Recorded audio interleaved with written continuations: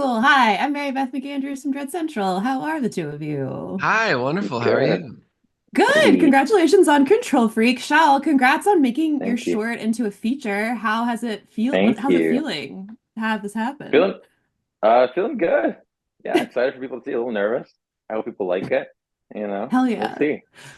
Well, and I'm curious because I've seen the short and I've now seen Control Freak, and I was curious about, obviously there's the same core, but you really expanded this story out into something so interesting. And I wanted to hear what that process was like for you in taking the short and making the story for Val.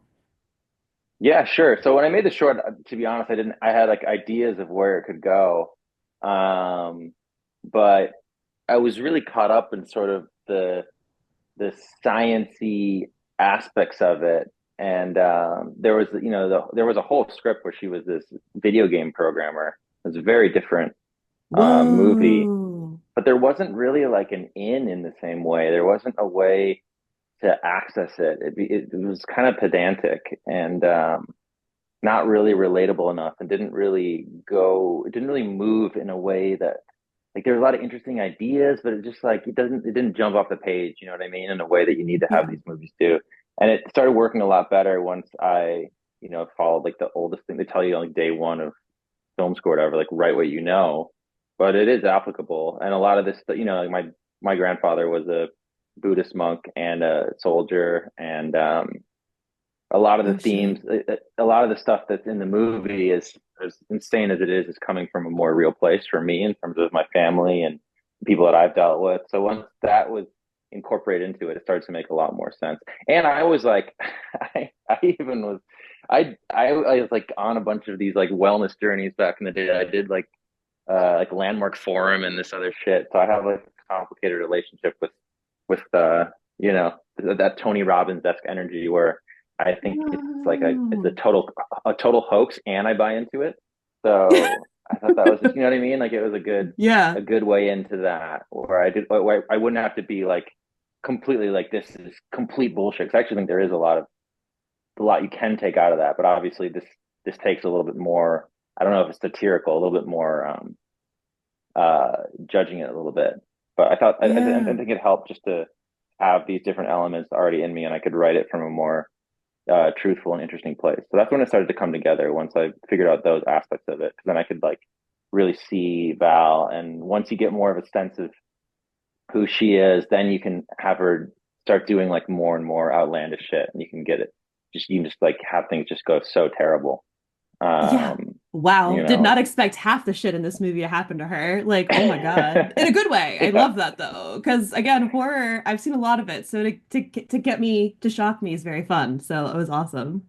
Oh, But thanks. Miles, really quick for you. I loved You and Daniel Isn't Real. It's like was Thank one of you. my favorite like of recent memory. Oh my And I God. know that yeah, I know this is dealing like you're playing a much different character, but they both deal with mental illness in really interesting ways. What do you think is so interesting for you about like scripts like that and also for audiences? Like what is so I think interesting for you as a performer? Yeah.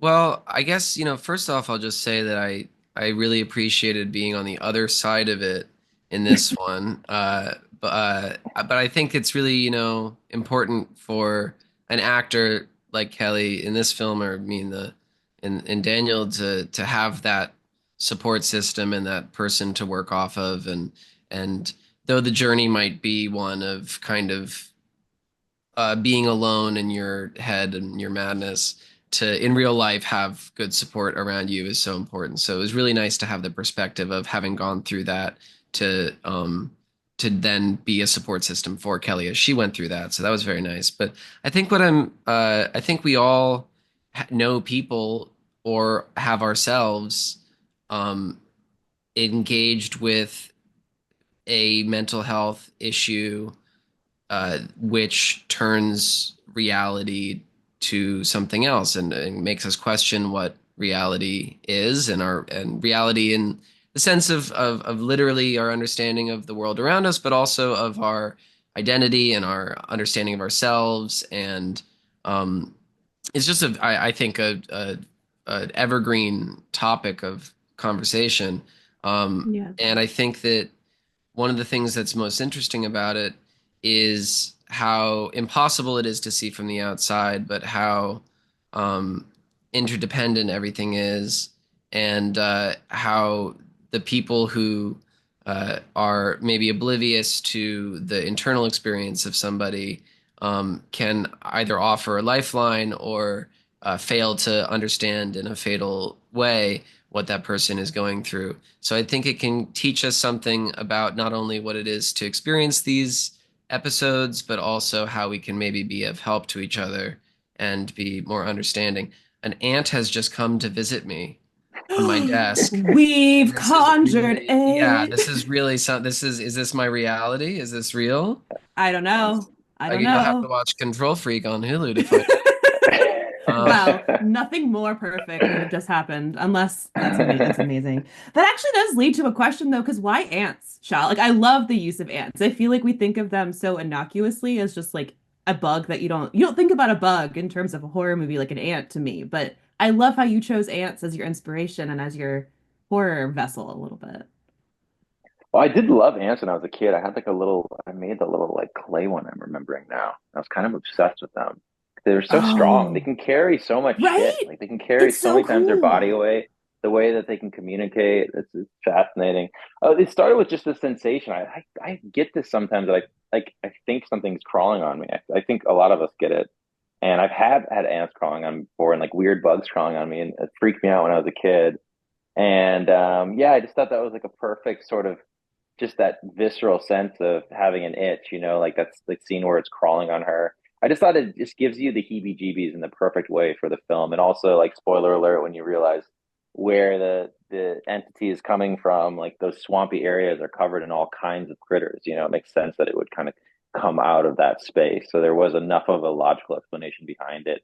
And I just thought it would be like real creepy and give you like really good texture on the Sanchi, you know what I mean? Like when it's in darker spaces, like little, almost like these little particle effects, all these little things hitting the light in different spaces. It's just like Ew, I'm it's getting just heebie-jeebies awful. thinking about it a Yeah, little bit.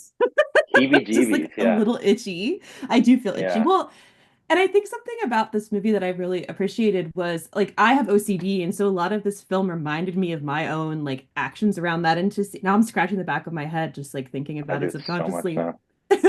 But it's really interesting how you translated all of this, like all of those like kind of realities into this horror film, which is the beauty of horror. But I just was curious, like like towing that line about trying to figure out the best way to represent mental illness, but also make a horror movie. Like I feel like it's such an interesting tension as a director and a writer to kind of push and pull.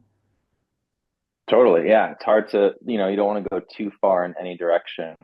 Like you don't want too many scares. You don't want too few scares. You want like the plot to be moving in X, Y, Z. So yeah, it was definitely like a balance, but it was definitely important that the itching was kind of front and center all the time, whether that's through sound design or whether this, just put another close up itching in, have her itching the car in the car every single time. You know what I mean? As long as you sort of it's that I think maybe you connected that too with the OCD. It's just like the repetition of it, like kind of Hmm. happening like over and over again in different cases, and it's like the same, but it's different. And that was just And it's like kind of comforting. It's part of almost the like a DNA. blanket.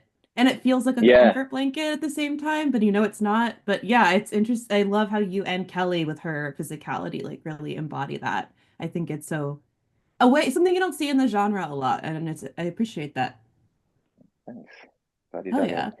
Yeah, and then Miles, one last question for you really quickly. Sure. You and Kelly have like you mentioned the dynamic between the two of you is so interesting. What was it like working with her as a scene partner? Because she's like on 100 most of Oh this yeah, movie. I It's got mean, to be so cool. she is so lovely and so sweet, and I was so honored to just get to support her in this part that was such a challenge for her physically and mentally. So to be able to, be her assist on it, I was just so glad.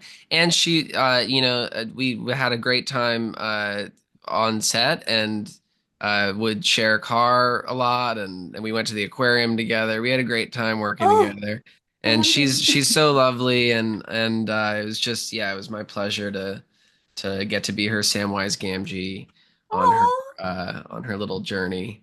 Well, oh, it's not a little Sam. journey, but her devastating, transformative, horrifying burden this adventure. Oh yeah. Well, But thank you both so much for chatting with me about Control Freak. Congratulations. This is such a little gem. So thank you so much. thank you so Thank much. you so much. Have a Have good a good one. one. Cheers.